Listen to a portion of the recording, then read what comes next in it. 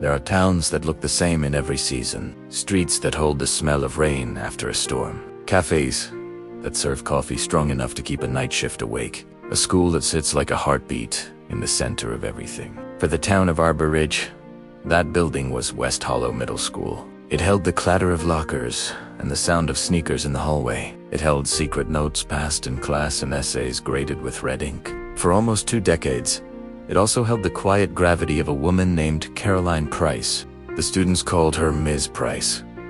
She taught language arts and kept a small tree on her desk that she decorated with handwritten quotes. She had a way of listening that made a child feel like the only person in the room. People said she could stop chaos with a single look and start it again with a single laugh. On fall afternoons, you could see the glow of her classroom light long after the buses left. She stayed to help, to write recommendations, to tape ripped covers back onto paperbacks that had been loved to pieces. On an ordinary evening in October of 2003, Ms. Price stayed late.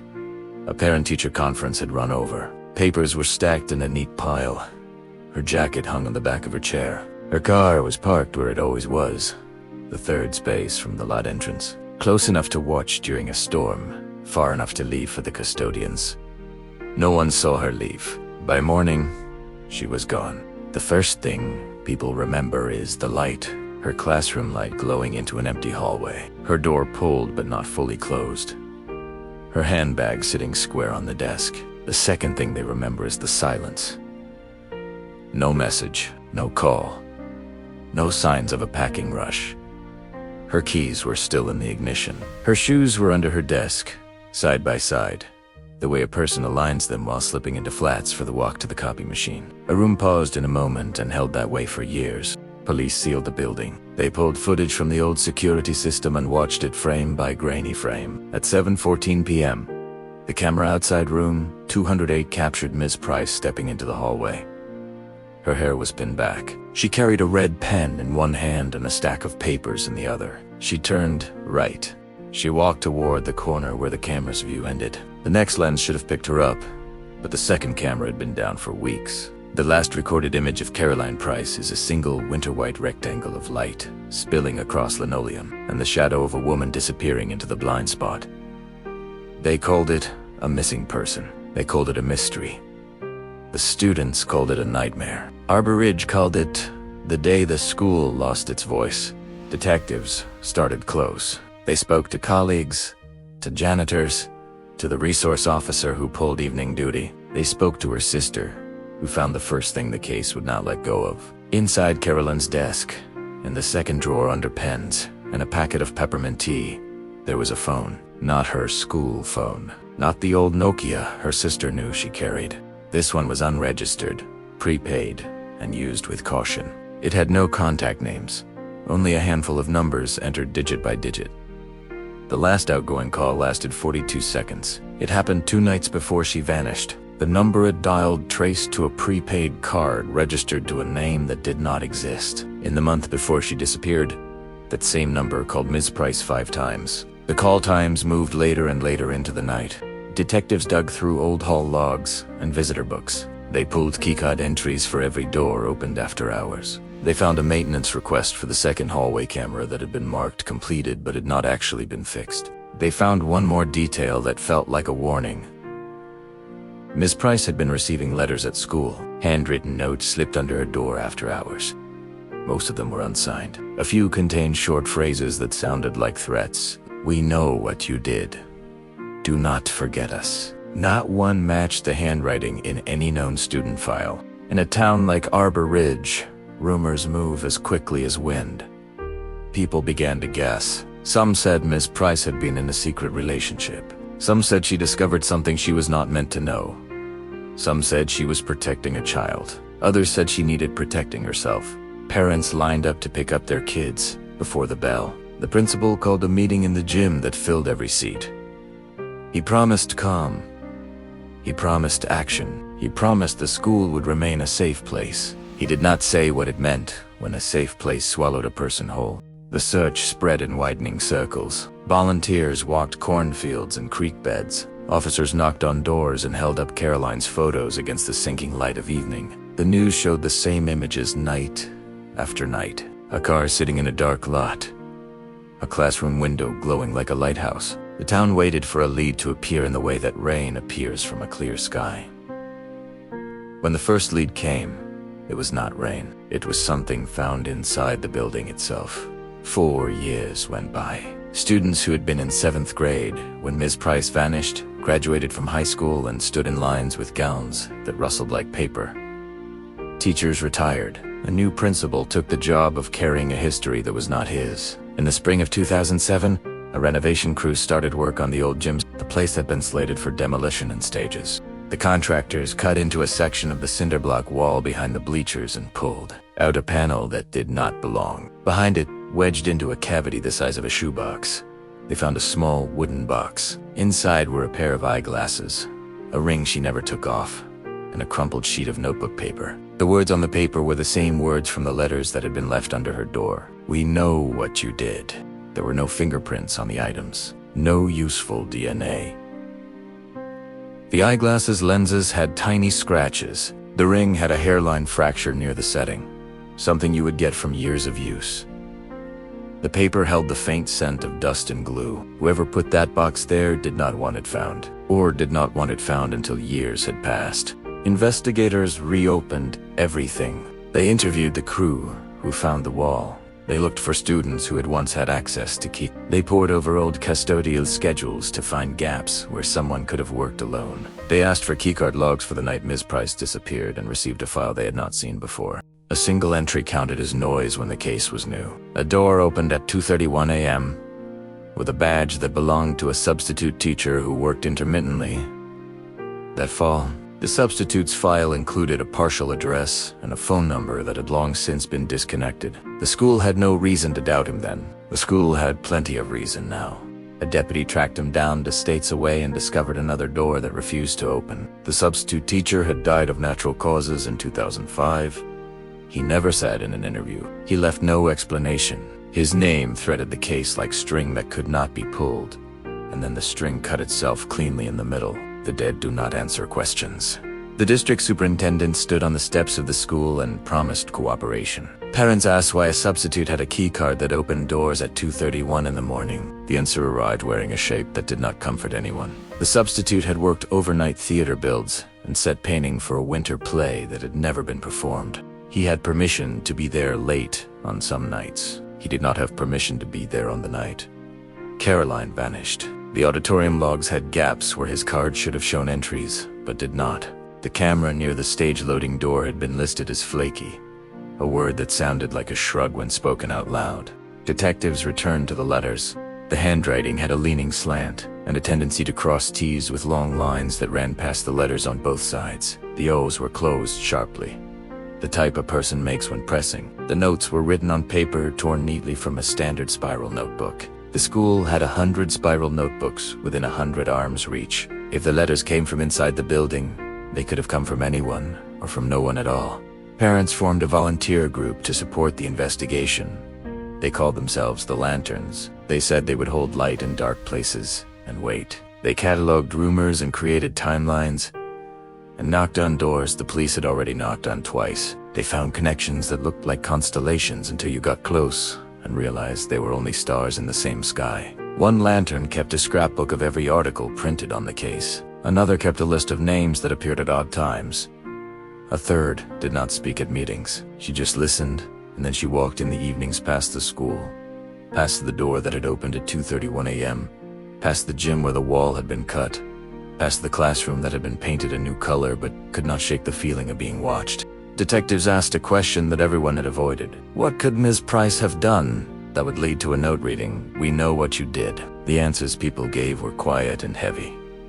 She may have covered for a child. She may have reported something that died on a desk. She may have discovered a pattern of altered grades or funds that did not reach the program they were meant to support. She may have seen someone in a place they should not have been. The second phone sat on an evidence shelf with everything else. A technician recovered a text that had been deleted, but not erased. It was a single sentence that read simply, "I only did what you asked." The number that received it belonged to the same unregistered prepaid account that had called her. If there was a conversation, it lived in the silence between those words. Time does not heal everything. Sometimes it just makes a new shape around the hurt. Students grew up and left Arbor Ridge. Some came back with children of their own. The tree on Miss Price's desk, once taken to her sister's house, outgrew its pot and had to be moved into the yard. In winter, it held ice like ornaments.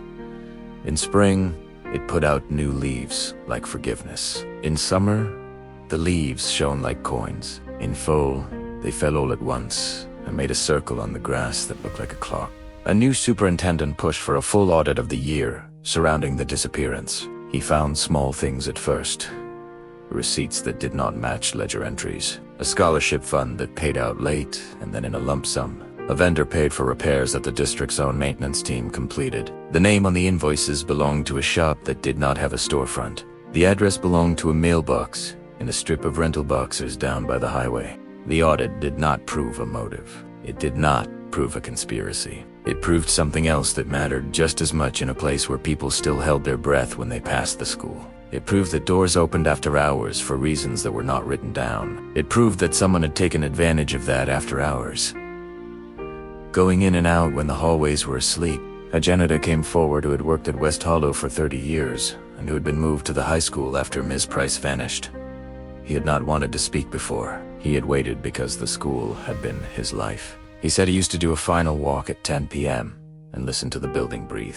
He said the building made different sounds when someone hid inside. He told detectives that on 3 nights in the month before Miss Price disappeared, he heard a door close at the back of the gym after midnight and smelled cold outside air coming in. He kept walking.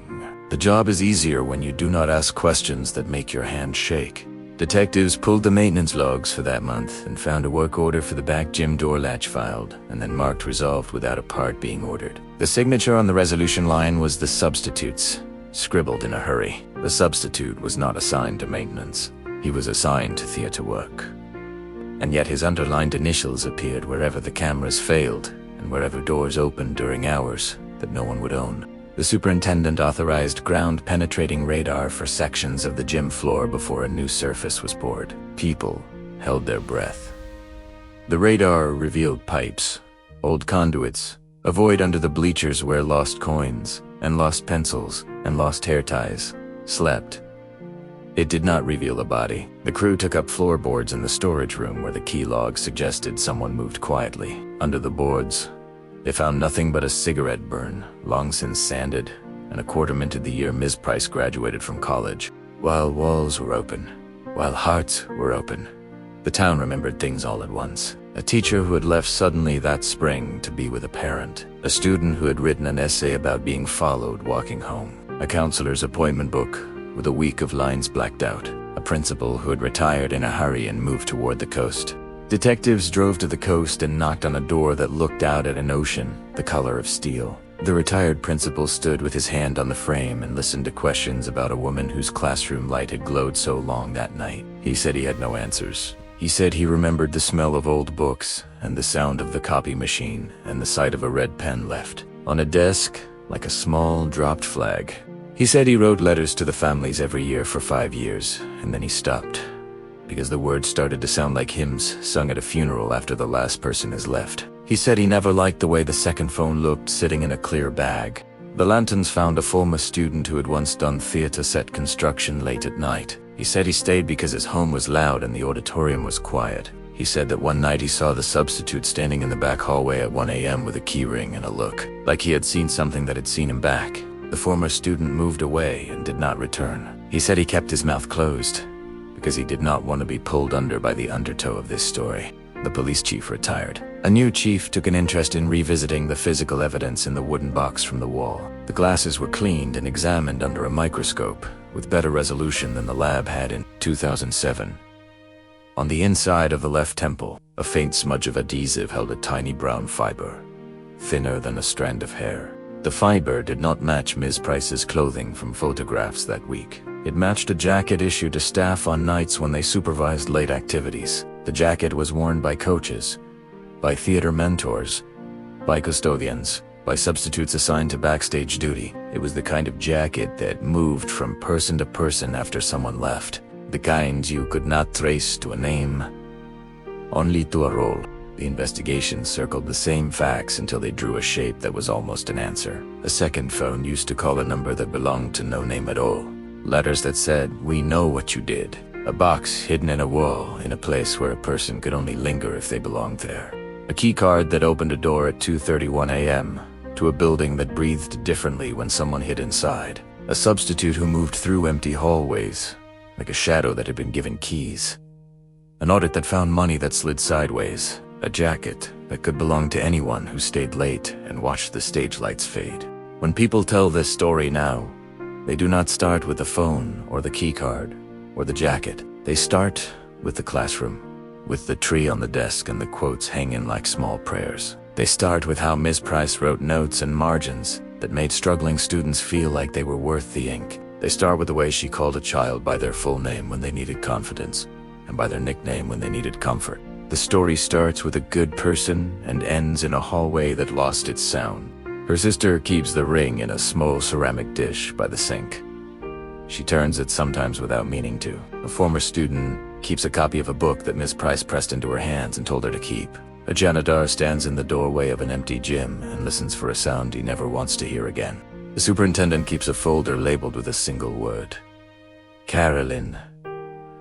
He opens it when he forgets why the doors now lock on a timer and why every lens is checked twice a week. He reads 4 sentences and closes the binder before the 5th. He looks out at a parking lot that does not look any different than it did the night she disappeared. Was Caroline the victim of a chance encounter? An opportunist who saw a woman alone in a building asleep and took both his permission? Or did she walk into the path of a secret that could not bear witness? Did she protect a student? Did she uncover a scheme? Did she meet someone she trusted behind a door that led to a room that led to a wall, where a small box waited 4 years to be found? There is a note in the case file that never made it into the papers. A copy of a text pulled from the second phone that reads, "I only did what you asked." There are 2 possible answers to that. One says she helped. One says she obeyed. The difference between those 2 words is wide enough to hold a life. Arbor Ridge keeps waiting for a confession that does not come. The school bells ring on time. New teachers straighten new posters on new walls. The auditorium seats breathe in and out as students settle and stand. In the quietest moments, when the building is nearly empty. If you stand in the hallway outside room 208 and look toward the corner where the camera goes blind, you can feel what everyone in this town still feels. The sense that the truth turned that corner once and never came back.